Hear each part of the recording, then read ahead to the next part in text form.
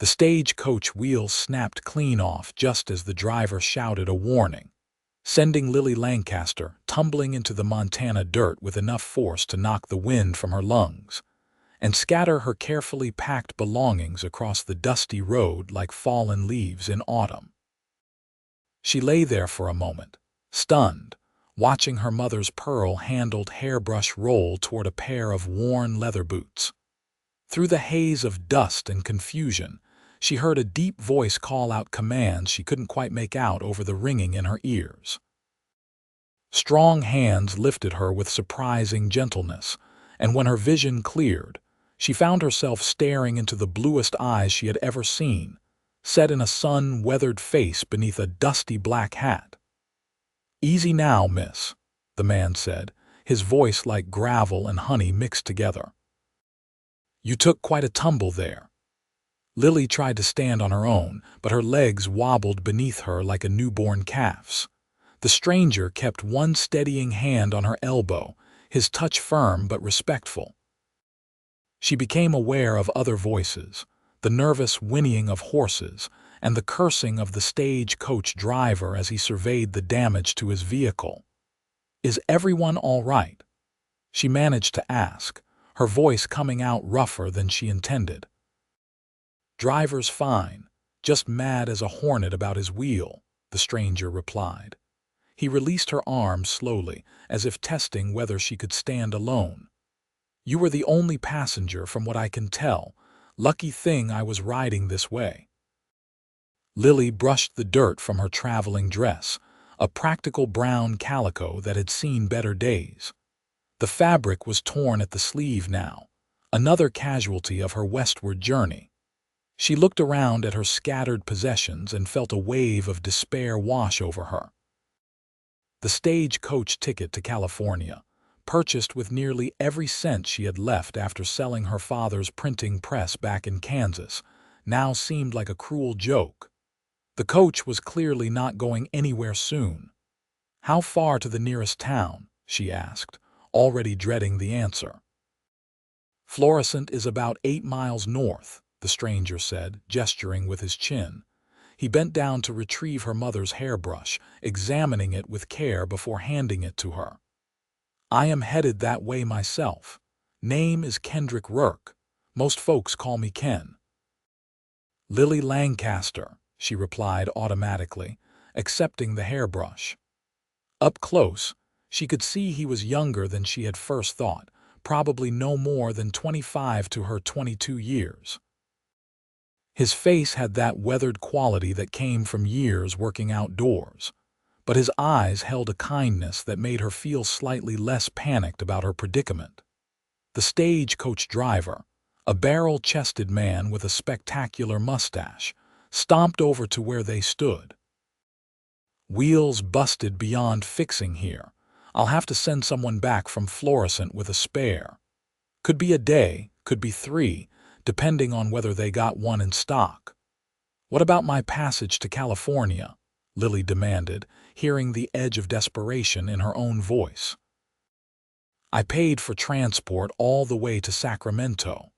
The driver shrugged, unconcerned. "Company policy says we get you there eventually. Didn't say nothing about when. You can wait with the coach if you want, but I wouldn't recommend it. Gets mighty cold at night this time of year, and there ain't no shelter for miles." Lily felt her carefully constructed plans crumbling around her. She had left Kansas 3 weeks ago with such determination, such certainty that California was her destiny. Her father's debts had forced the sale of everything they owned, and the letters from her cousin in Sacramento had painted such a pretty picture of opportunities for a woman with education and ambition. She had enough money left for maybe 2 weeks of boarding once she reached California, with just enough extra for food and emergencies. Every delay ate into that precious cushion. "Miss Lancaster," Kendrick said quietly, "I've got a horse that can carry 2, and Florissant has a decent boarding house. Mrs. Patterson runs a clean establishment, fair prices. You could wait there while the stage company sorts this out." She looked at him, this stranger who was offering help with no apparent expectation of anything in return. Her mother would have warned her about accepting such offers from men she did not know. But her mother was 5 years in the grave, and Lily had learned that sometimes survival meant taking calculated risks. "I would be grateful for the assistance," she said, lifting her chin with as much dignity as she could muster while covered in road dust. "Though I insist on paying you for the trouble once we reach town." Something flickered in Kendrick's eyes, amusement maybe, or respect. "No payment necessary, miss. It is just the right thing to do." He helped her gather her scattered belongings, proving himself surprisingly adept at finding things in the brush beside the road. Her carpetbag had burst open, spilling clothing and books across the Montana landscape. Kendrick collected each item without comment, even when he picked up her copy of Elizabeth Barrett Browning's poetry, though she thought she saw his lips twitch with suppressed humor at the romantic verses. "You read much poetry, Mr. Rourke?" she asked, unable to keep the defensive tone from her voice. "Some," he replied, tucking the book carefully into her bag. "My mother was a schoolteacher back in Virginia. She made sure my brother and I could read before we could properly ride." The mention of education surprised her. Most cowboys she had encountered on her journey had been rough men with little schooling, though she chided herself for the assumption. Her father had always said that education had nothing to do with circumstance and everything to do with curiosity. Kendrick's horse was a magnificent chestnut mare with intelligent eyes and a calm disposition. The animal stood patiently while her owner secured Lily's bags to the saddle, distributing the weight evenly with practiced efficiency. Then he swung up into the saddle with fluid grace and extended his hand down to her. "Put your foot on mine and I will pull you up," he instructed. Lily hesitated only a moment before complying.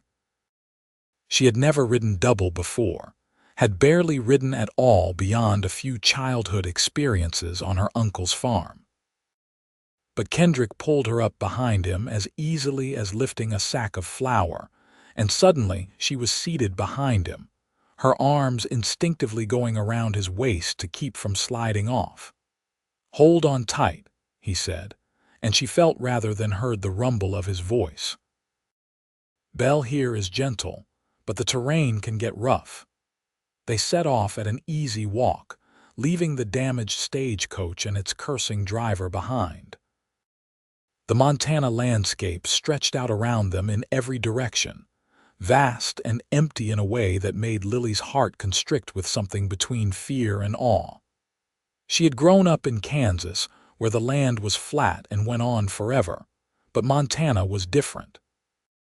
Mountains rose in the distance like ancient giants, their peaks still dusted with snow even though it was late May. The sky seemed bigger here somehow, more blue, more infinite. "First time in Montana?" Kendrick asked after they had ridden in silence for a while. "Yes," Lily admitted. "I am from Lawrence, Kansas originally. Been traveling for 3 weeks now, trying to get to California where my cousin has a position waiting for me." "What kind of position?" "Teaching," she said, unable to keep the pride from her voice. "She runs a school for girls in Sacramento. Says there is great need for educated women willing to teach proper English and literature." "That is fine work," Kendrick said, and he sounded sincere. "Montana could use more teachers too. We have got schools starting up all over, ranches pooling resources to hire someone to teach their children." Lily did not reply. Montana was not part of her plan. Montana was just an unfortunate obstacle between Kansas and her new life in California. She had no intention of putting down roots in this wild, empty territory where winter came early and stayed late, where the nearest neighbor might be miles away, and civilization seemed like a distant dream. But as they rode, she found herself noticing things despite her determination to remain unimpressed. The way the afternoon sun turned the grass golden, how wildflowers dotted the landscape in splashes of purple and yellow, the clear, cold smell of the air that was nothing like the humid heaviness of Kansas summers. And she noticed the man she was holding on to, the steady warmth of him, the confident way he sat his horse, the occasional gentle word he murmured to Belle as they navigated the rough terrain. "What do you do, Mr. Rourke?" she asked, more to break the silence than from real curiosity. "I run cattle mostly," he replied. "Got a ranch about 10 miles west of Florissant. Been building it up for the past 4 years since I came out from Virginia after the war. The war. That was how everyone referred to it still, even though it had been over for more than a decade. The Civil War had left its mark on everyone, North and South alike, and Lily had learned not to ask too many questions about what people had experienced during those terrible years. "Is it a large ranch?" she asked instead. "Getting there," he said, and she could hear the pride in his voice. "Started with nothing but a piece of land and a dream. Now I have got 200 head of cattle, a solid cabin, and a barn that does not leak when it rains. Next year I am hoping to add another 100 acres to the north pasture." He spoke of his ranch the way other men spoke of their children, with a mixture of affection and ambition that made Lily smile despite herself. She had always admired people who knew what they wanted and were willing to work for it, even if their dreams were different from her own. The sun was sinking lower by the time Florissant came into view, a small collection of buildings clustered together, as if seeking comfort in each other's company against the vast wilderness. Lily counted perhaps 24 structures, including what looked like a church, a general store, a saloon, and several houses. It was smaller than she had hoped, but larger than some of the settlements they had passed through. Kendrick guided Belle down what passed for the main street, nodding greetings to the few people they passed. Several folks stared at Lily with open curiosity, and she became acutely aware of how she must look, disheveled and dusty, clinging to a strange man's back like a burr. The boarding house turned out to be a 2-story structure with a wide front porch and lace curtains in the windows. A hand-painted sign declared it, "Patterson's Boarding House, clean rooms, fair rates, no drinking." Kendrick dismounted first, then helped Lily down with the same careful courtesy he had shown all afternoon. Her legs had stiffened during the ride, and she stumbled slightly as her feet touched the ground. Kendrick steadied her with a hand on her arm, waiting until she had her balance before reaching for her bags.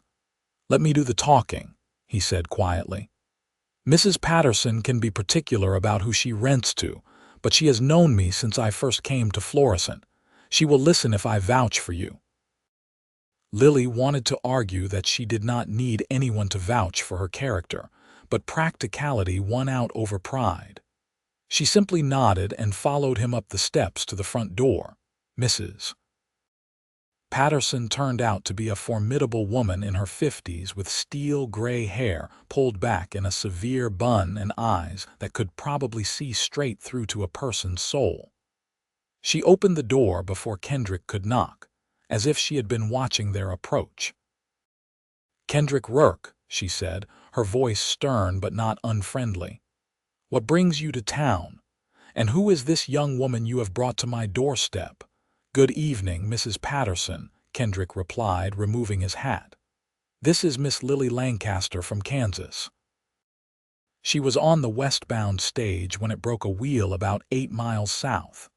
"Driver said it could be days before they get it fixed. I was hoping you might have a room available while she waits." Mrs. Patterson's sharp eyes swept over Lily, taking in every detail from her torn sleeve to her dusty boots. Lily straightened her spine and met the older woman's gaze directly, refusing to be intimidated. "From Kansas, you say?" Mrs. Patterson asked. "And where are you headed, Miss Lancaster?" "California, madam," Lily replied. I have a teaching position waiting for me in Sacramento." "A teacher," Mrs. Patterson said, and something in her expression softened slightly. "We could use more teachers in these parts. Too many children growing up without proper education." "That is what I told her," Kendrick interjected. "Montana needs good teachers just as much as California does." Lily shot him a look that she hoped conveyed her lack of appreciation for his commentary, but he just smiled at her blandly. "I've got a room on the second floor, Mrs. Patterson said finally. $2 a week includes breakfast and supper. No men allowed upstairs, no loud noise after 9 o'clock, and church attendance on Sunday is strongly encouraged though not required." "That sounds perfect," Lily said, trying not to wince at the price. $2 a week would eat into her savings faster than she liked, but she had little choice. Mrs. Patterson stepped aside to let them enter. The interior of the boarding house was as tidy as the exterior promised, with polished wooden floors and simple but clean furnishings. A large parlor opened off the entrance hall, and Lily could see a dining room beyond that. "Room is up the stairs, second door on the right," Mrs. Patterson said. "Supper is at 6 o'clock sharp. We do not hold plates for latecomers." Kendrick insisted on carrying Lily's bags up the stairs despite her protests. The room was small but pleasant, with a narrow bed covered in a wedding ring quilt, a washstand with a flowered basin and pitcher, and a single window overlooking the street. It was more than adequate for a temporary stay. "Thank you, Mr. Rourke," Lily said formally once he had set her bags down. "I appreciate your help today. I would have been in serious difficulty without your assistance." "Happy to help," he replied, but he made no move to leave. Instead, he stood there turning his hat in his hands, as if trying to decide whether to say something. Finally, he cleared his throat. "Miss Lancaster, I hope you will not think me too forward, but I was wondering if I might call on you while you are staying in Florissant. Show you around town a bit, maybe take you out to see some of the countryside. Montana is beautiful this time of year, and it seems a shame for you to wait here without seeing anything of the territory." Lily opened her mouth to politely decline, then found herself hesitating. The prospect of spending days or even weeks sitting in this small room waiting for the stage company to sort out her transportation held little appeal. And if she was being honest with herself, Kendrick Rourke intrigued her in a way no man had in quite some time. There was something solid about him, something genuine that she found refreshing after weeks of dealing with various unsavory characters on her journey west. "I suppose that would be acceptable," she heard herself say. "Provided Mrs. Patterson considers it proper, of course." Kendrick's face broke into a genuine smile that transformed his stern features into something altogether more appealing. "I will check with her before I leave. How about tomorrow afternoon? I need to conduct some business in the morning, but I could come by around 1 o'clock if that suits you." "That would be fine," Lily agreed, wondering what she was getting herself into. After Kendrick left, Lily unpacked her few belongings and tried to make the room feel less temporary. She hung her 2 spare dresses in the small wardrobe, arranged her books on the windowsill, and set her mother's hairbrush on the washstand. Then she poured water from the pitcher into the basin and washed away as much of the road dust as she could manage without a proper bath. Supper was served in the dining room at exactly 6 o'clock, just as Mrs. Patterson had promised. Lily found herself seated at a long table with 5 other boarders. An elderly man who introduced himself as Mr. Thaddeus Cole, a young couple named Sarah and James Mitchell, who were waiting for their homestead claim to be processed, and 2 middle-aged women, sisters named Beatrice and Clara Hoffman, who worked at the general store. The food was simple but good: roast chicken with potatoes and carrots, fresh bread with butter, and apple pie for dessert.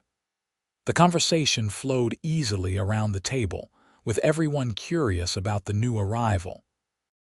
Lily answered their questions about Kansas and her plans for California, carefully editing out the more difficult parts of her story.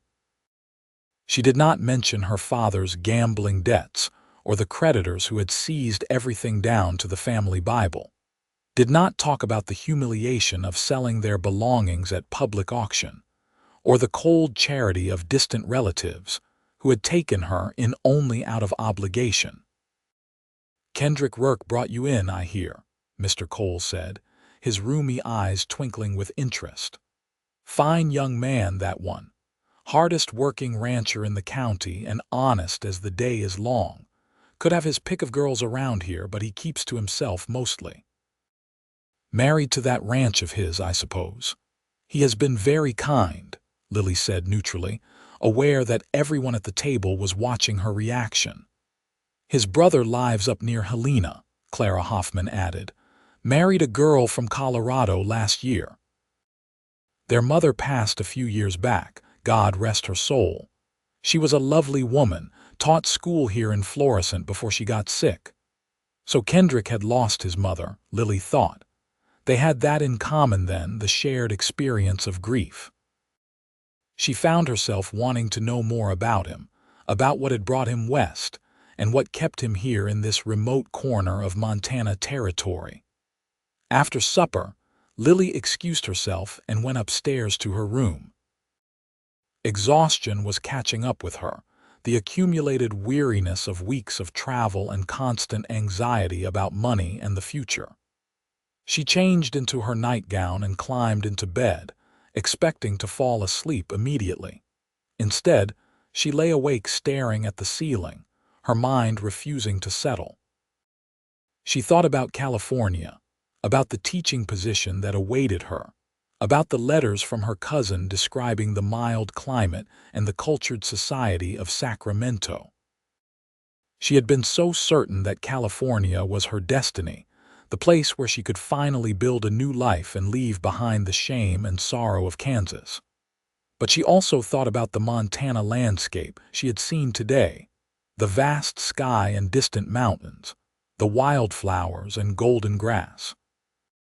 She thought about the kindness of strangers, about Kendrick Rourke's steady presence and his gentle treatment of his horse. She thought about the way he had spoken of his ranch with such pride and determination.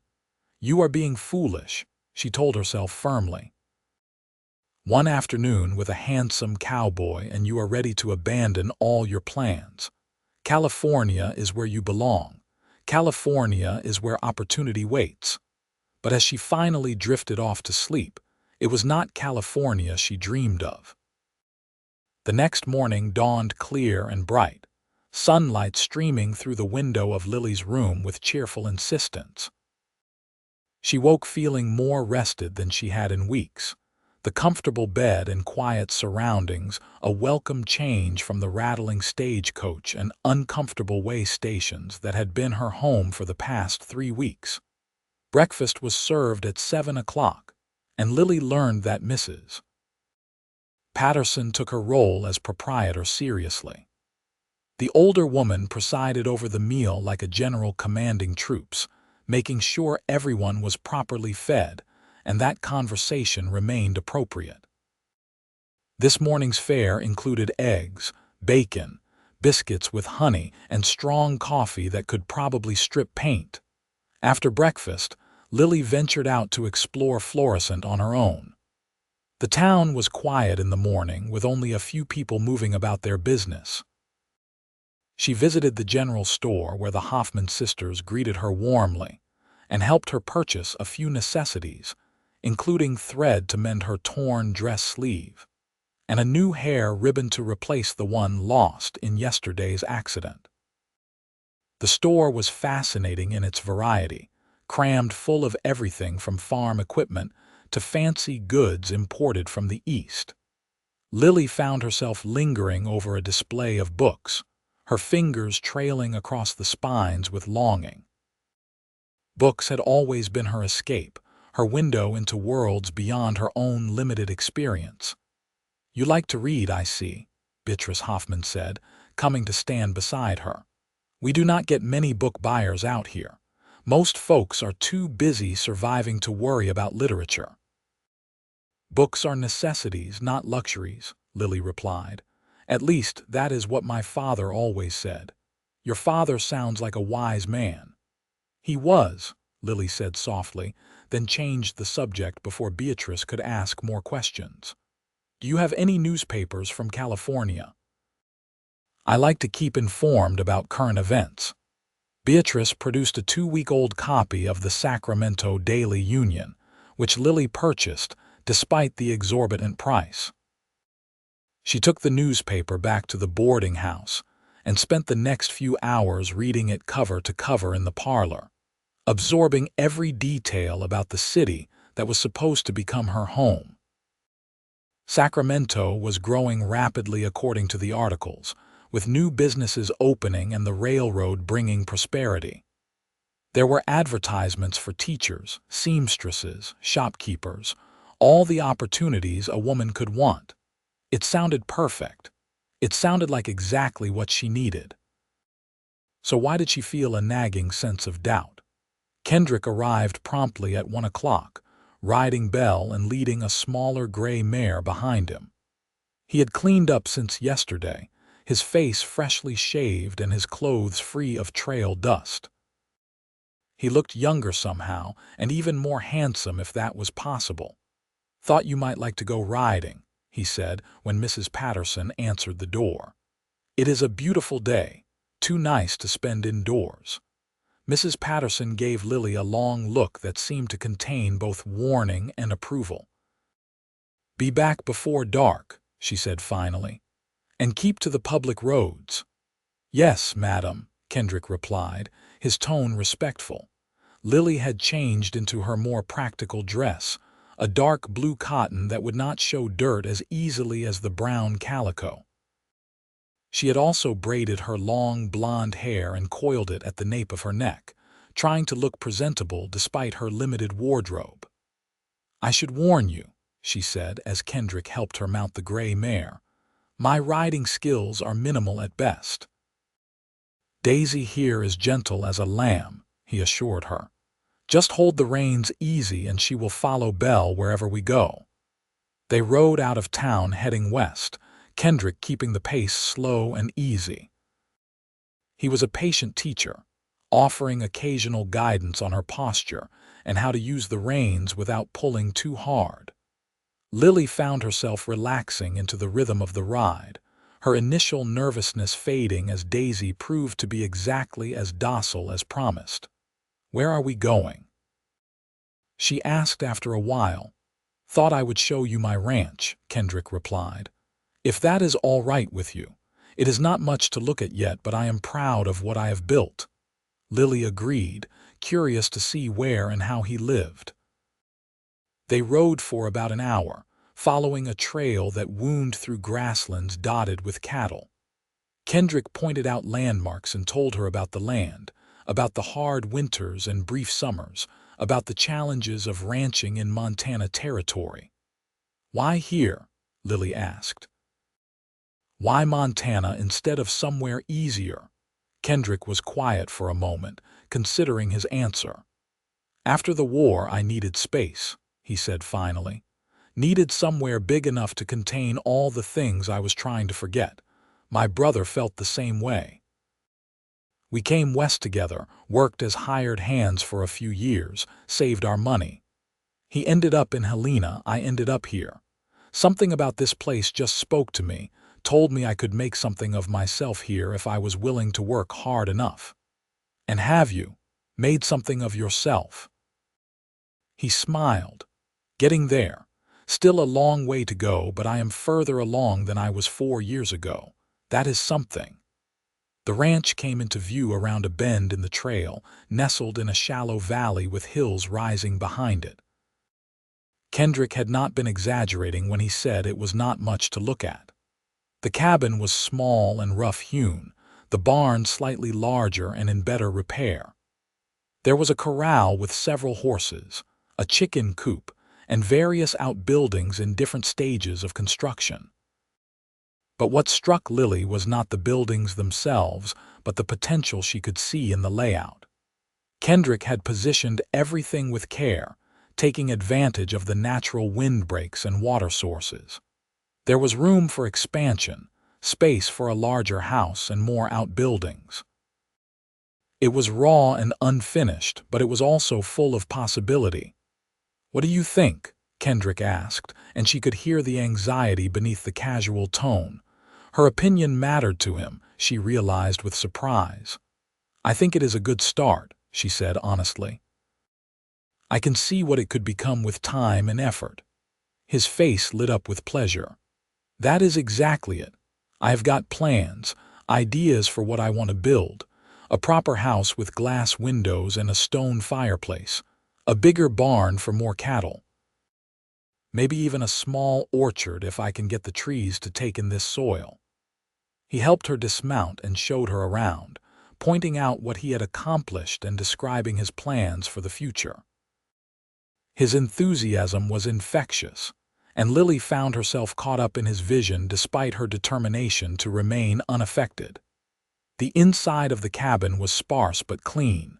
A single room with a bed in one corner, a table and chairs, a wood stove, and shelves holding supplies. Books were stacked on a crate beside the bed, and Lily could not resist looking at the titles. She found Shakespeare and Dickens, a worn copy of the Bible, and surprisingly, a volume of Emily Dickinson's poetry. "Told you my mother believed in education," Kendrick said, sounding slightly embarrassed. "She would have switched me with a willow branch if I did not read something every day. She sounds like a remarkable woman." She was. He paused, then added quietly, "You would have liked her, I think. And she would have liked you." The moment hung between them, intimate and charged with meaning. Lily felt her heart beating faster, felt the pull of attraction that she had been trying to ignore since yesterday. This was dangerous territory. She was leaving for California as soon as the stage was repaired. Getting involved with Kendrick Rourke would only complicate her carefully laid plans. "We should head back," she said, breaking the spell. "Mrs. Patterson will worry if we are gone too long." Something flickered in Kendrick's eyes, disappointment maybe, but he nodded and followed her outside. The ride back to Florissant was quieter, both of them lost in their own thoughts. The sun was starting its descent toward the western mountains, painting the sky in shades of gold and pink that took Lily's breath away. "Will you have supper with me tomorrow?" Kendrick asked when they reached the boarding house. "The hotel has a decent dining room, and I promise I will have you back at a respectable hour." Lily knew she should refuse. Every hour she spent with him made it harder to maintain her emotional distance. But she heard herself accepting, saw the pleasure in his eyes, and felt a traitorous flutter in her own chest. Over the next week, Lily fell into a routine that felt both comfortable and dangerously permanent. She spent her mornings helping Mrs. Patterson with household chores in exchange for a reduction in her room rate, stretching her limited funds as far as possible. Her afternoons were spent with Kendrick, who seemed to find endless excuses to come into town and endless places to show her in the surrounding countryside. He took her fishing at a stream that ran crystal clear over smooth stones, teaching her how to bait a hook and cast a line with infinite patience. They picnicked on a hillside overlooking a valley where wildflowers bloomed in such profusion that the ground looked like a painter's palette. He brought her to meet his nearest neighbors, a family named the Jordans who had 3 young children desperately in need of schooling. "We try to teach them ourselves," Mrs. Jordan explained, a harried woman in her 30s with work-roughened hands and kind eyes. "But neither David nor I got much education ourselves. The children can read simple words and do basic sums, but they need proper teaching if they are going to make something of themselves." Lily spent an afternoon with the Jordan children, assessing their abilities and providing impromptu lessons. The children were bright and eager to learn, soaking up knowledge like dry ground absorbing rain. When she left, Mrs. Jordan pressed a jar of preserves into her hands and made her promise to visit again. "You are a natural teacher," Kendrick said as they rode back to Florissant. "Those children learned more in one afternoon with you than they probably have in the past 6 months on their own. They just need structure and consistency," Lily replied, but she felt pleased by the compliment. "And books. They need more books than that one worn primer." "Montana needs you," Kendrick said quietly. "Families like the Jordans, they are all over the territory. Good people trying to build lives out here, wanting better for their children but without the resources to make it happen. Montana has me for as long as the stage takes to get fixed," Lily said firmly, trying to ignore the way her heart twisted at the thought of leaving. "My future is in California." "Is it?" Kendrick asked, then held up a hand when she started to protest. "I am sorry, that was out of line. Your plans are your own business." But the question hung in the air between them for the rest of the ride, impossible to ignore. That evening, Lily sat down and wrote a long letter to her cousin in Sacramento, describing her delay and assuring her that she would arrive as soon as transportation could be arranged. She tried to sound enthusiastic about her upcoming arrival, but the words felt hollow even as she wrote them. She sealed the letter and left it with Mrs. Patterson to be posted, then went upstairs feeling unsettled and confused. The next morning brought news from the stage company. Mr. Cole, who served as Florissant's postmaster in addition to being a boarding house resident, delivered a telegram to Lily over breakfast. "Came in this morning," he said, handing her the thin paper. "Looks like you have got a while to wait yet." Lily read the terse message with growing dismay. The wheel had proven more difficult to repair than initially thought, and replacement parts were being shipped from Denver. Estimated delay: 2 to 3 weeks, 3 weeks. Nearly a month trapped in Florissant while her meager savings dwindled and her California dreams gathered dust.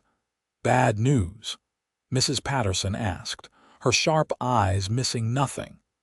"The stage repairs will take longer than expected," Lily said, trying to keep the despair from her voice. "Several more weeks at least." "That is unfortunate," Mrs. Patterson said, but her tone suggested she might not find it entirely unfortunate. "Though I must say, you have been a help to me this week. If you are interested in earning your keep, I could use an extra pair of hands around here. I am not as young as I used to be, and keeping up with this place gets harder every year." It was a generous offer, and Lily knew it. "I would be happy to help," she said gratefully. "Thank you, Mrs. Patterson." "Call me Edna," the older woman said, something that might have been a smile softening her stern features. "If you are going to be here a while longer, we might as well be on friendlier terms." Kendrick took the news of her extended stay with barely concealed pleasure when Lily told him that afternoon. They were sitting on the boarding house porch, a respectable distance apart, but close enough that Lily was intensely aware of his presence. "I am sorry for the delay to your plans," he said, not sounding sorry at all. "But I cannot say I am disappointed to have more time to spend with you." "Kendrick," Lily said, and stopped, unsure how to continue. What could she say? That she was starting to look forward to their afternoons together more than was wise. That she lay awake at night thinking about him, wondering what it would be like to stay in Montana instead of continuing on to California. That she was terrified of the feelings growing in her heart because they threatened everything she had been working toward. "I know," he said softly. "You are leaving. California is waiting. I should not let myself hope for anything different. But Lily, I cannot help how I feel. These past days with you have been the happiest I have had in years. I think you feel it too, this connection between us." She wanted to deny it, to protect them both from the inevitable hurt of separation. But she had never been good at lying, and the words would not come. Instead, she said, "Even if I feel something, it changes nothing. I have obligations, plans. My cousin is expecting me. Write to her. Tell her you are staying in Montana. There is work for you here, important work. Those Jordan children are just the beginning. There are dozens of families in this county who would pay for a teacher, pool their resources to build a school. You could make a real difference here." "I can make a difference in California too," Lily argued, but her conviction wavered.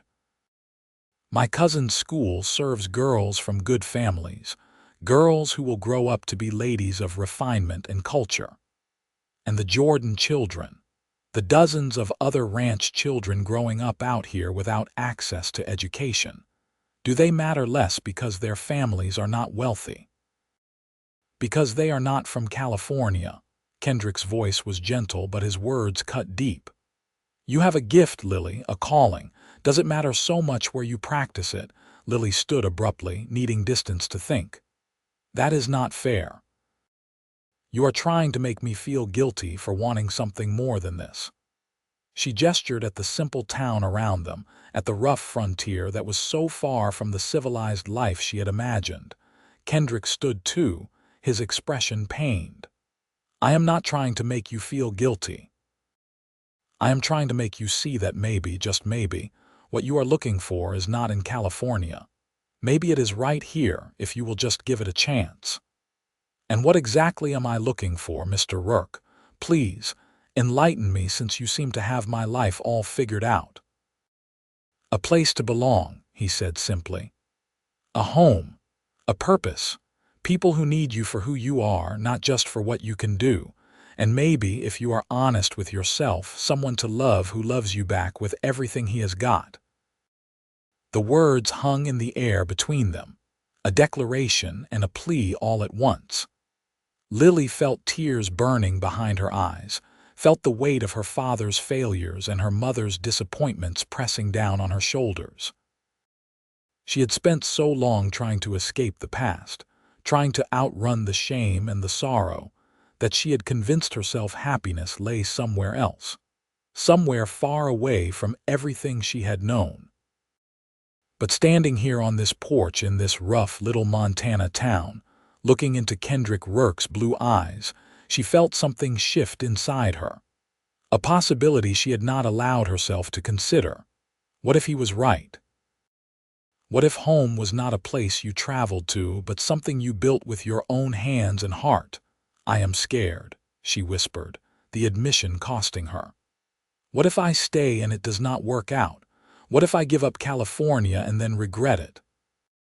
"And what if you go to California and spend the rest of your life regretting that you left?" Kendrick countered.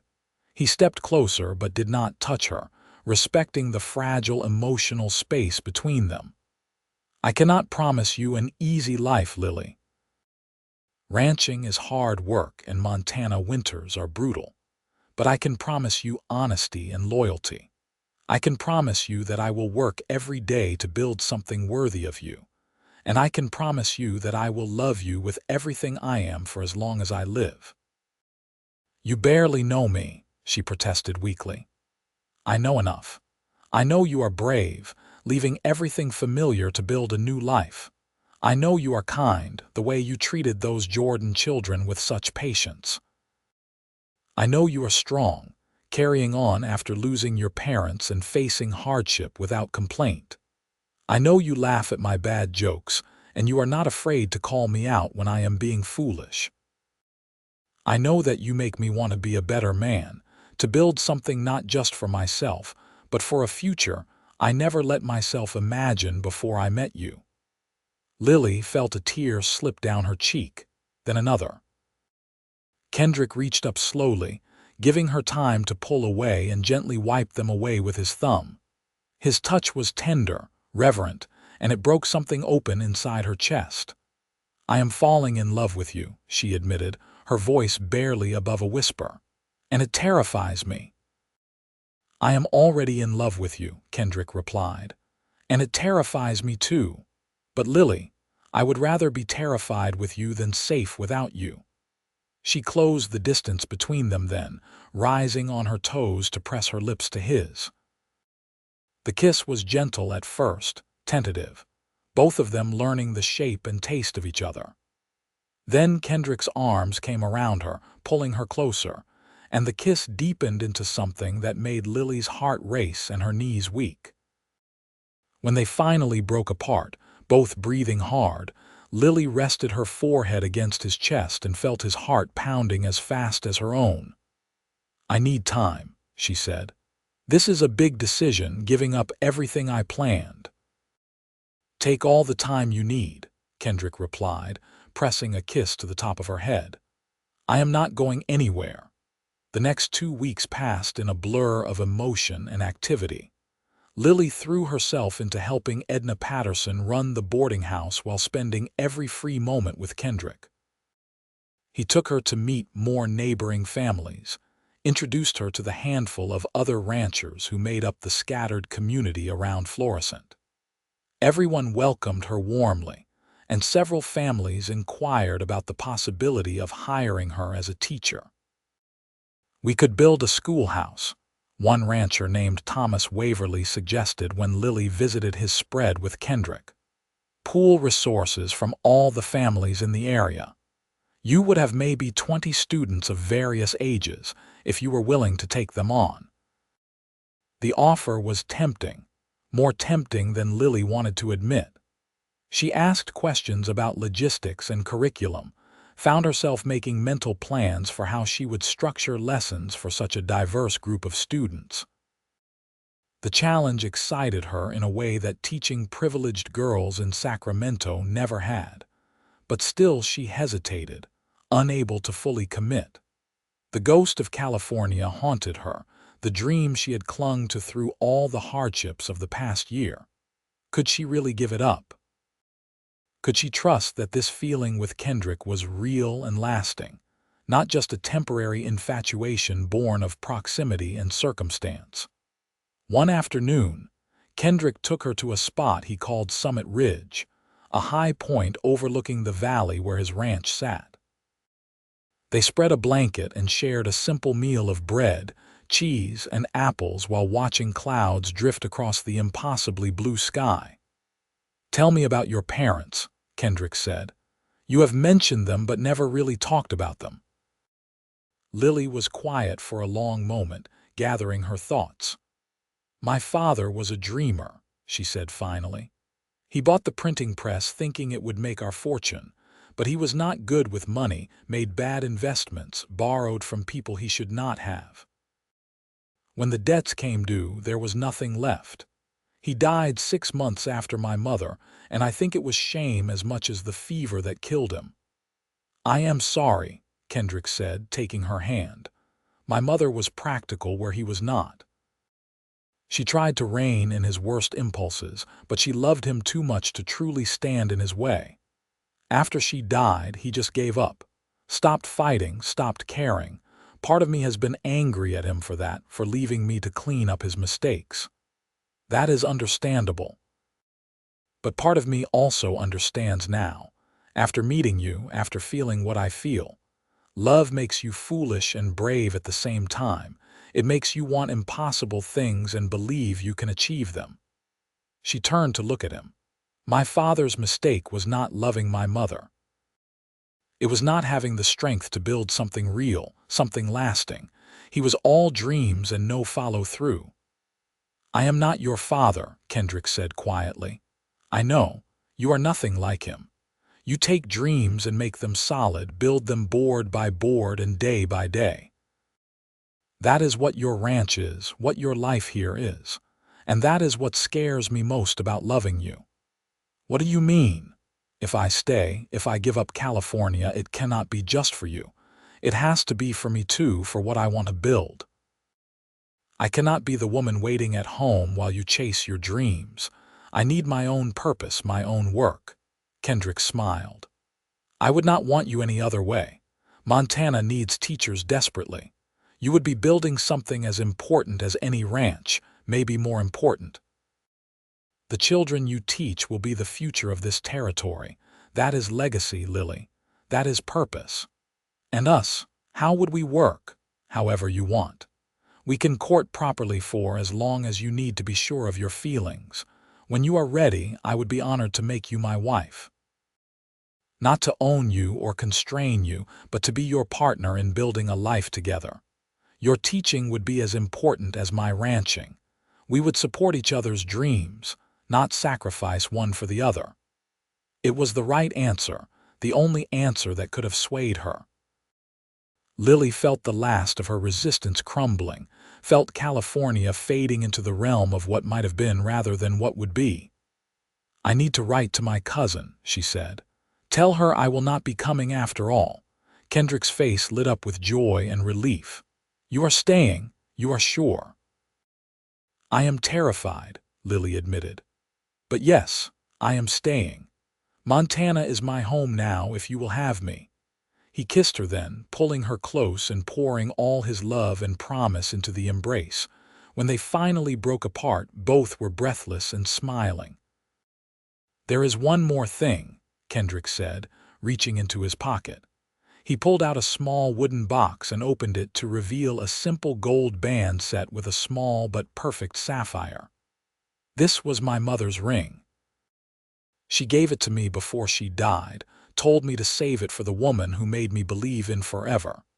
I know we have not known each other long, and I am not asking you to marry me right this minute, but I want you to have this as a promise. When you are ready, I will be waiting. Lily took the ring with trembling hands. The sapphire caught the sunlight, throwing blue sparks that matched Kendrick's eyes. It was beautiful in its simplicity, a ring made for practicality but also for love. Help me put it on, she asked, holding out her left hand. Kendrick looked surprised. Are you sure? I do not want to rush you. I am sure, Lily said, and she was. The fear was still there, but it was overwhelmed by certainty, by the rightness of this choice. I love you, Kendrick Rourke. I want to build a life with you here in Montana. I want to teach children and help you with the ranch and maybe someday have children of our own. I want forever, and I want it to start now. He slipped the ring onto her finger, then kissed her hand with such tenderness that Lily felt tears of happiness welling in her eyes.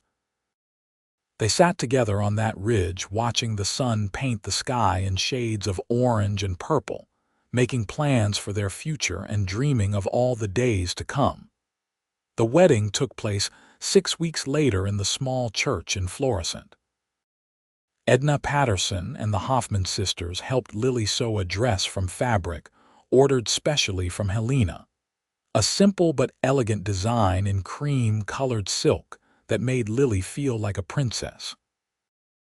The whole community turned out for the ceremony, ranching families traveling from miles around to witness the union of their popular neighbor and the teacher who had agreed to stay. Kendrick stood at the altar in a new suit, his hair freshly cut and his eyes bright with emotion.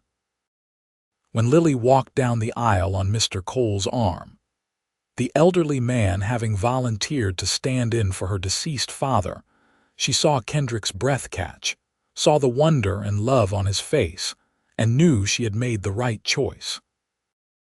They spoke their vows in strong, clear voices, promising to love and honor each other through all the challenges and joys that lay ahead. When the minister pronounced them husband and wife, Kendrick kissed her with such feeling that several ladies in the congregation fanned themselves, and the men hooted with approval.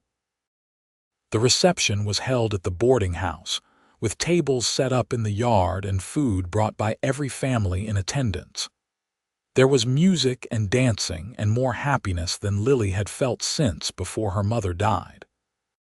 She danced with Kendrick, with Mr. Cole, with Thomas Waverly and half a dozen other ranchers. She laughed and talked and accepted congratulations from everyone, feeling herself becoming part of this community in a way that went beyond just choosing to stay. As the sun set and the party began to wind down, Kendrick pulled Lily aside. "Ready to see your new home, Mrs. Rourke?" he asked, the name making her smile. "Our home," she corrected. And yes, I am ready. They rode out to the ranch under a sky full of stars, Lily seated in front of Kendrick on Belle just as she had been that first day when he rescued her from the broken stagecoach. But everything was different now. Then she had been a stranger passing through, determined to reach California and the life she thought she wanted. Now she was home, heading toward the life she and Kendrick would build together. The cabin looked different when they arrived, and Lily realized Kendrick had been working on it. There were glass windows now, real glass that must have cost a fortune. The door had been planed smooth and fitted with new hinges. Inside, Lily found other changes. A real bed frame and mattress, a braided rug on the floor, shelves lined with dishes and supplies. In one corner, he had built her a desk with a chair, a space where she could prepare her lessons and grade papers. "It is not much yet," Kendrick said, sounding nervous. "But it is a start. We will build a bigger house eventually, something worthy of you." "It is perfect," Lily said, and meant it. The cabin was small and rough by most standards, but it was theirs. They would fill it with love and laughter and eventually children. They would grow old here together, building their dreams board by board and day by day. That night, as Lily lay in her husband's arms listening to his steady heartbeat, she thought about the winding path that had brought her here. The loss and hardship, the broken stagecoach wheel that had seemed like such a disaster, but had instead been the greatest stroke of luck in her life. She thought about California, about the life she would never live, and felt no regret. Montana was where she belonged, here in this rough land with this good man who loved her with everything he had. The first winter tested them in ways Lily had not anticipated. November brought snow that piled higher than the cabin windows, temperatures that made simply surviving feel like a victory. Kendrick worked from dawn until after dark, keeping the animals fed and protected, coming in so exhausted some nights that he could barely eat supper before falling into bed. But there were good moments too. Long evenings spent reading by lamplight, wrapped in quilts with Kendrick's arm around her shoulders, baking bread and filling the cabin with warmth and the smell of yeast. Making love under heavy blankets while the wind howled outside, creating their own heat and finding joy even in the depths of winter. Lily started teaching in January, using a corner of the Waverly barn that had been cleared and fitted with benches. 19 students showed up that first day, ranging in age from 5 to 15. It was chaos at first, but Lily quickly established routines and expectations. She divided students into groups by ability rather than age, found creative ways to keep the older children engaged while teaching the younger ones basic skills. The work was challenging and exhausting, and more rewarding than anything she had ever done. These children were hungry for knowledge, grateful for every lesson. They brought her gifts of eggs and preserves, wildflowers in summer and carved figures in winter. Their parents praised her methods and marveled at how much their children were learning. By spring, plans were underway to build a proper schoolhouse.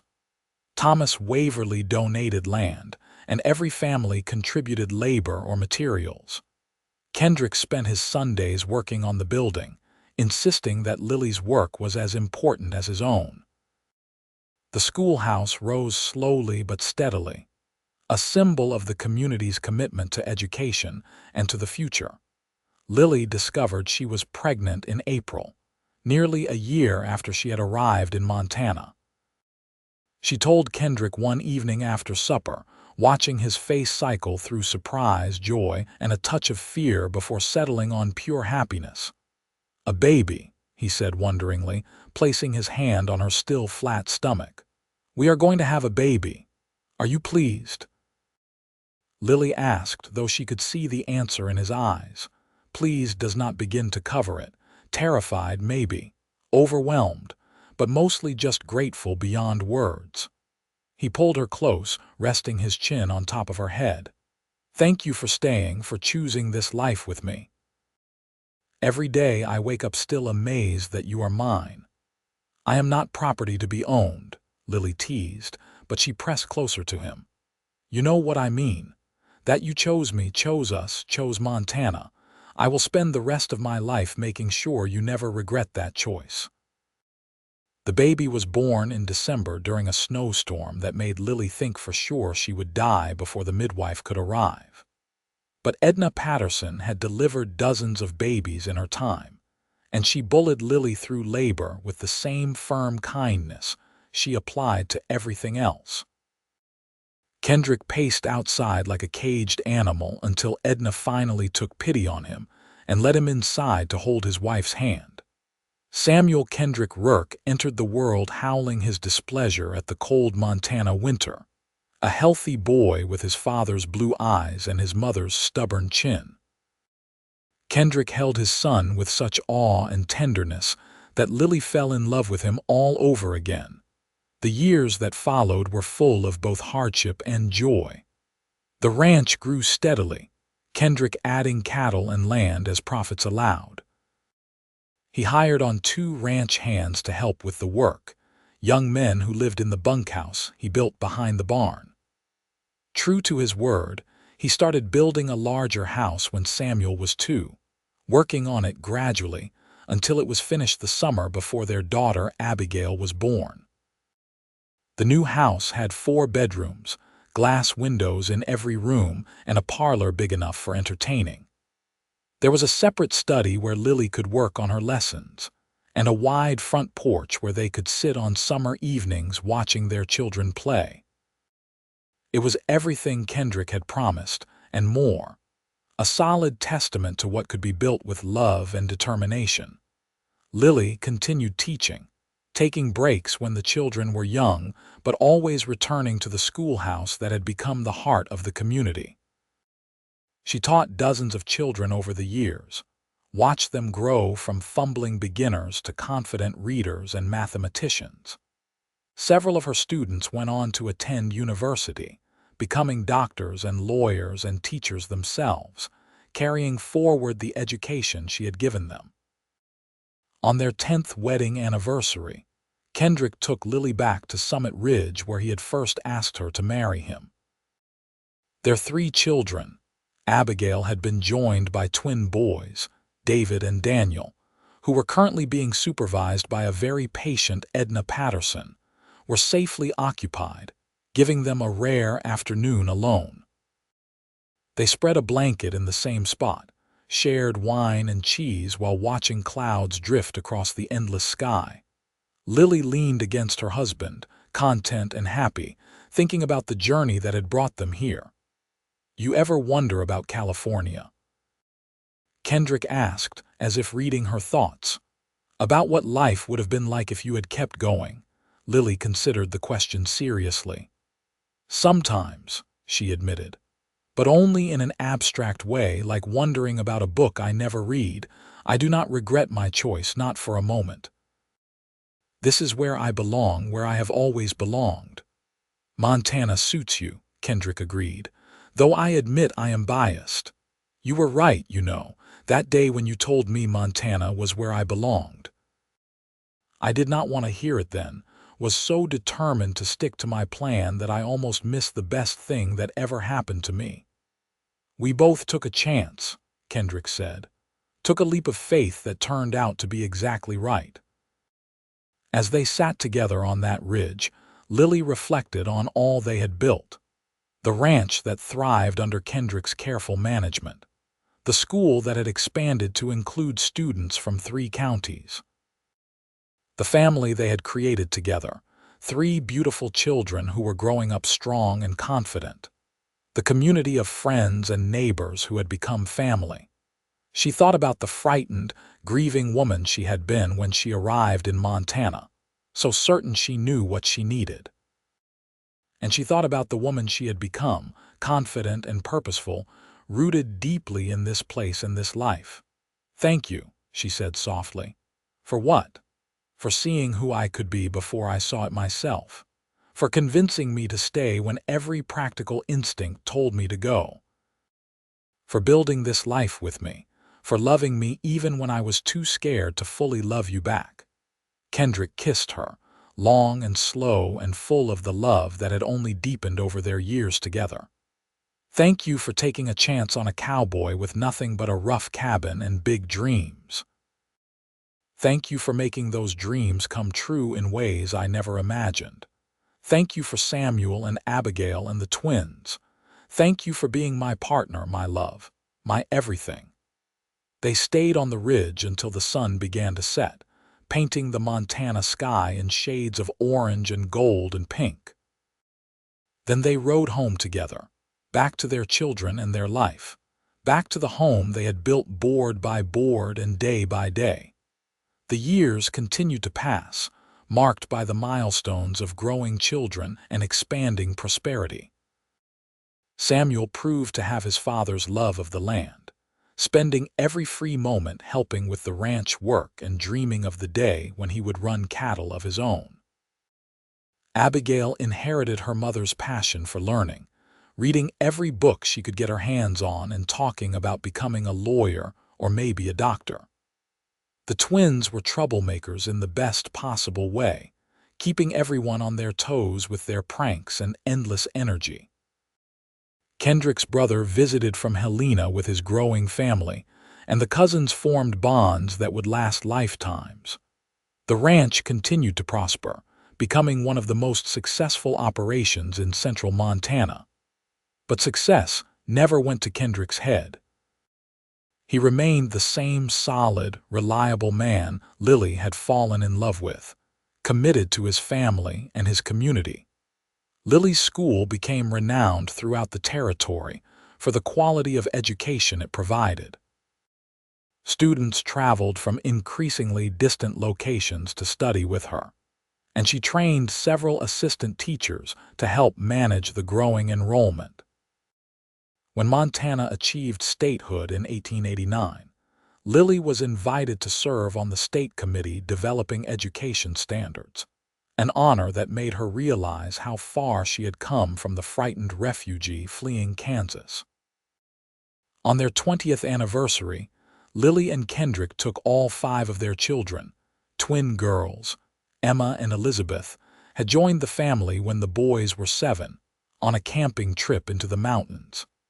They spent a week away from the ranch, fishing and hiking and telling stories around the campfire. One evening, as they all sat watching the stars emerge in the darkening sky, Samuel asked the question Lily had been waiting years to hear. "How did you and Pa meet?" he asked. "You have told us pieces, but never the whole story." Lily and Kendrick exchanged a look. Then Lily began to speak. She told them about Kansas and her father's debts, about the plan to go to California and start fresh. She described the broken stagecoach wheel and the cowboy who stopped to help, how he had brought her to Florissant and then patiently, persistently, convinced her that Montana was where she belonged. "I was so certain I knew what I wanted," she said. "So determined to reach California and the life I had planned. But your father saw something I could not see. He saw that I was running away from pain rather than running toward purpose. He saw that Montana needed me, that I could build something important here.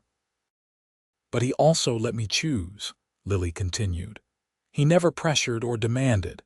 He just showed me what was possible, then stepped back and let me decide for myself. That is love, children, not possession or control, but respect and partnership. And Montana was better than California." Abigail asked, her curious mind always seeking to understand. "Montana was different than California," Lily replied. "Whether it was better depends on what you value. California might have offered more comfort, more culture, more ease. But Montana offered purpose, community, and the chance to build something from nothing.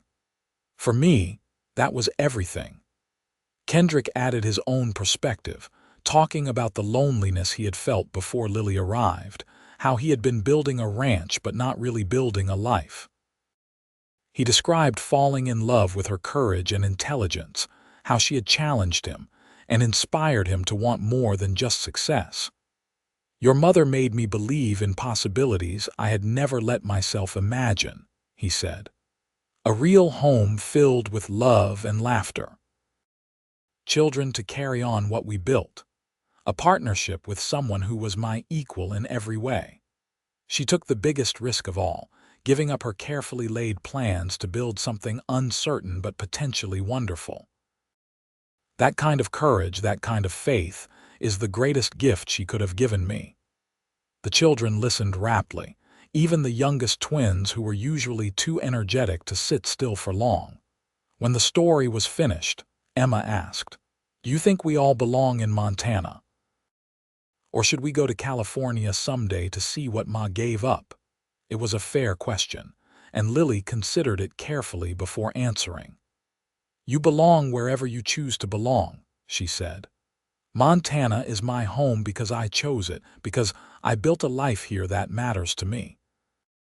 But you children will make your own choices, follow your own dreams. Some of you might stay here, some might go elsewhere. What matters is not where you end up, but that you make the choice deliberately, with eyes wide open to both what you are gaining and what you are leaving behind. And that you build something worth keeping," Kendrick added. "Whether it is a ranch or a school or a family or a business. Find work that matters, find people who matter, and invest yourself fully in making something good. That is what your mother and I have tried to do, and we hope we have set an example you will carry forward." As they sat there under the stars, Lily felt a profound sense of peace. Her children were healthy and happy, growing into good people who would make their own marks on the world. Her marriage was as strong as the Montana mountains surrounding them, built on a foundation of love and respect that had only grown more solid with time. Her work continued to give her purpose and fulfillment, shaping young minds and contributing to the future of the state she had come to love. Samuel did stay in Montana, taking over more and more of the ranch operations as Kendrick got older, eventually building his own house on the northern edge of the property and starting a family of his own.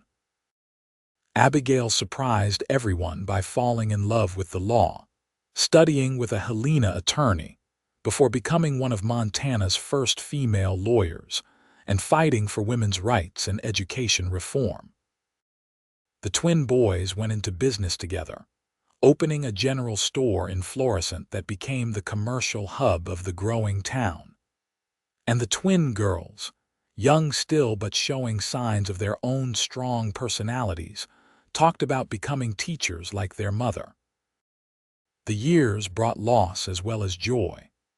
Edna Patterson passed away peacefully in her sleep when Lily was 40, leaving behind a profound sense of absence. The older woman had become like a mother to Lily, offering guidance and support through the challenges of marriage and motherhood.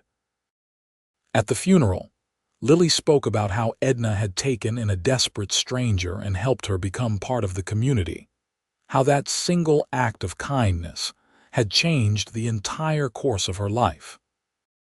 Other friends and neighbors passed as well, the inevitable march of time claiming those who had helped build Florissant from a rough frontier town into a thriving community.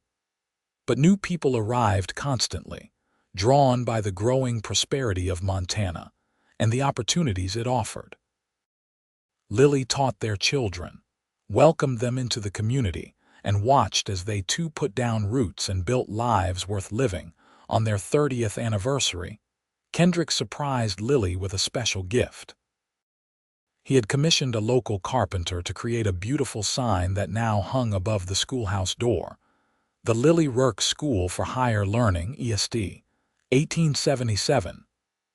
Beneath it, a plaque read, "Dedicated to the teacher who chose Montana and in doing so helped build the future of our state."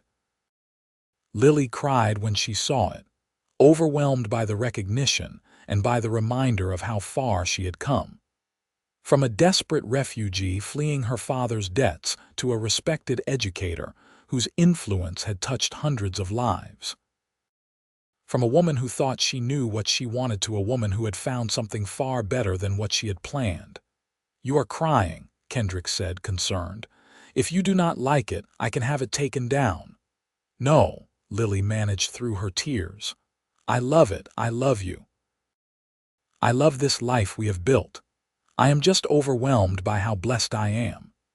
He pulled her close, and they stood there in front of the school, holding each other the way they had held each other through 3 decades of joys and sorrows, triumphs and challenges. Their children were grown now, building their own lives, but Kendrick and Lily still had each other, still had their work, still had the love that had only deepened with time. That evening, they rode out to Summit Ridge one more time, wanting to watch the sunset from the place that held so many memories. The ride was harder than it used to be, their bodies showing the wear of years of hard work and Montana winters.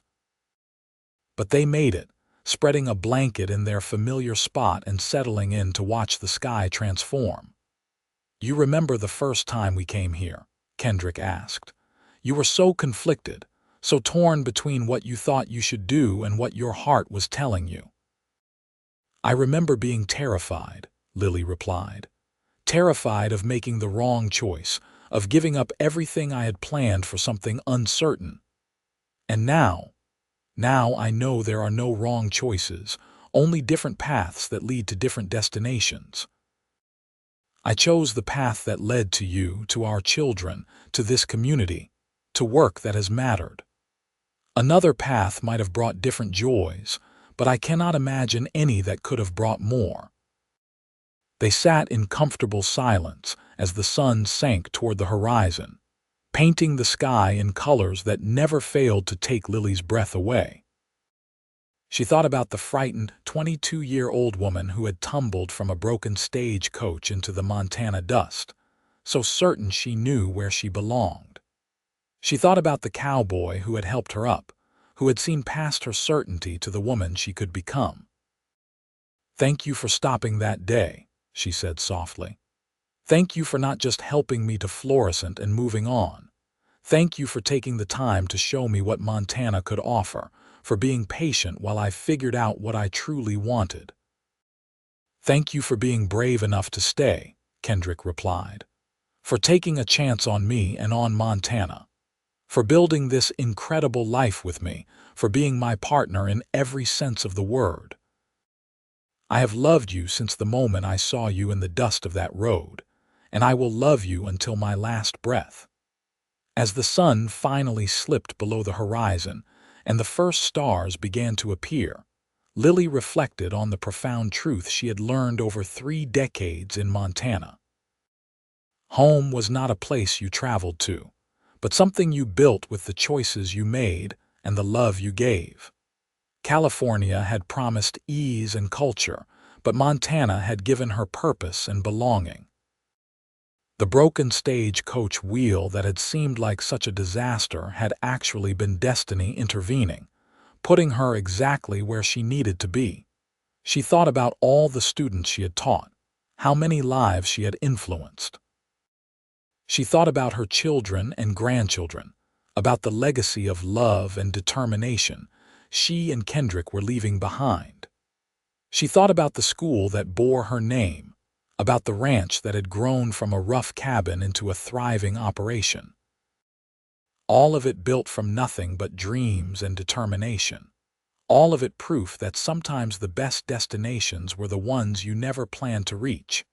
As they rode home under the emerging stars, Lily felt complete in a way she had never felt before coming to Montana. She had found not just a place to live, but a purpose to fulfill, a man to love, a family to nurture, and a community to serve. California might have been her destination, but Montana had become her home in the truest sense of the word. The stagecoach wheel breaking had not been a disaster after all. It had been the beginning of everything that mattered, the moment when her carefully planned future gave way to something far more wonderful than she could have imagined. And the cowboy who stopped to help had not just saved her from being stranded on a lonely road. He had shown her the way home, even though she had not known she was lost. 30 years later, riding beside the man she loved more than life itself, heading toward the home they had built together and the family that filled it with love and laughter, Lily finally understood what her father had been trying to teach her through his flawed example. Dreams mattered, but only if you had the courage and determination to make them real. And sometimes the greatest courage was in being willing to change your dreams when life offered you something better than what you had planned. Montana had needed a teacher, and she had needed Montana, though neither had known it when a cowboy stopped to help a stranded traveler on a dusty road. But Kendrick had known, or at least had hoped, that they could build something together if she would just give Montana and him a chance. His patience and persistence had given her the time to figure out what she truly wanted, and his love had given her the courage to choose a future that was uncertain but full of possibility. Now, 3 decades later, with a lifetime of love and purpose behind them and hopefully many years still ahead, Lily could say with absolute certainty that she had made the right choice. California was where she had been bound, but Montana was where she belonged, and that made all the difference.